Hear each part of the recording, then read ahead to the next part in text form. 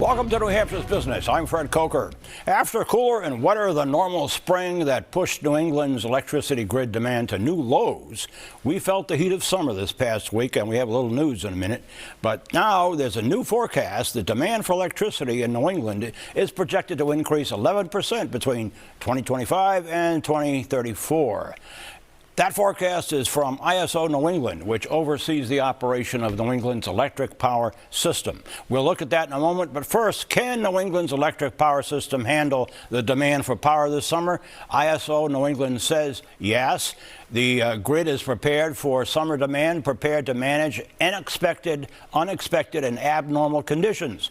The mix of wind, solar, natural gas, nuclear, hydro, biomass, imports from New York and Canada. Really?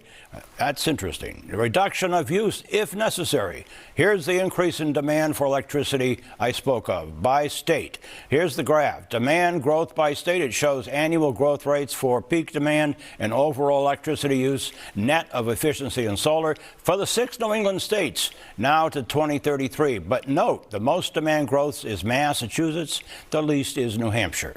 Then look at this state renewable portfolio standards that are rising. This is a policy that mandates a minimum percentage of electricity sold by utilities must come from renewable sources. Note, those standards are rising in 5 of those 6 New England states that you see, but not in New Hampshire, shown at the bottom of the graph. With me to describe what's happening and not happening with energy in New Hampshire is Executive Director of Clean Energy New Hampshire, Sam Evan Brown. Welcome. Nice to have you. Thanks for having me. And you bring news. I do bring news. And the news is that peak demand on Tuesday in New England was at the highest in, what, 10 years?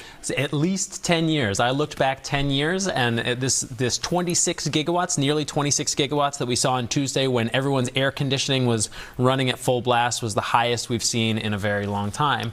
And what that means is that prices are going to rise.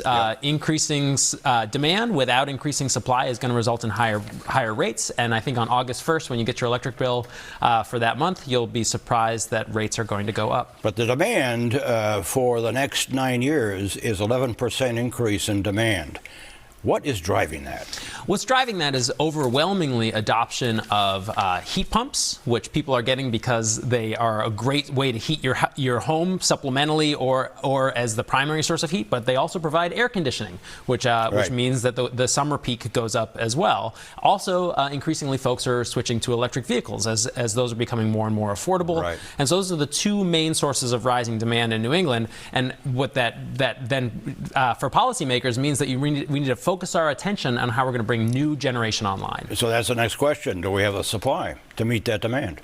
There is supply now, but the question is, in the coming years, what will we build to meet that rising demand? What you can build right now is wind, solar, and batteries. Those are the 3 sources that overwhelmingly are ready to go at this moment, and other technologies simply are not in the pipeline. And so that's what policymakers should be focusing their attention on, is how to get those projects to the finish line so we can meet that growing demand. And the probability that demand increase will also carry a price with it. That's exactly right. If we have increasing demand without increasing supply, the only thing that can happen is prices will go up. Where does New Hampshire fit into this whole picture? Because it's a New England picture. How do we fit in? New Hampshire has space. We have land that we can build terrestrial renewables. We have the ability to put some of the larger arrays, solar arrays, in our state. In fact, you're going to see a groundbreaking just this spring for the largest solar array in the state of New Hampshire. 20 megawatts is going to get built in Farmington, New Hampshire. Farmington. And that's a perfect place. The town is bought in and on board, and that's the type of thing we need to see more of if we don't want to see rates increase. Right. There was a headline also during the budget process at the State House, which you followed very closely, that New Hampshire budget bill, and we have the graphic here, New Hampshire budget bill HB2 would defund state renewable energy grant program. What happened to that in the final budget? Thanks to the efforts of Senator Howard Pearl, we did preserve $1 million per year for the biennium, so $2 million over the course of the 2-year budget. And we have to leave it there. That's the answer. Sam Evans Brown, Executive Director of the Clean Energy New Hampshire, thank you. Thank you. And if you missed part of it, you can go to WMUR.com, where it will be posted all this week.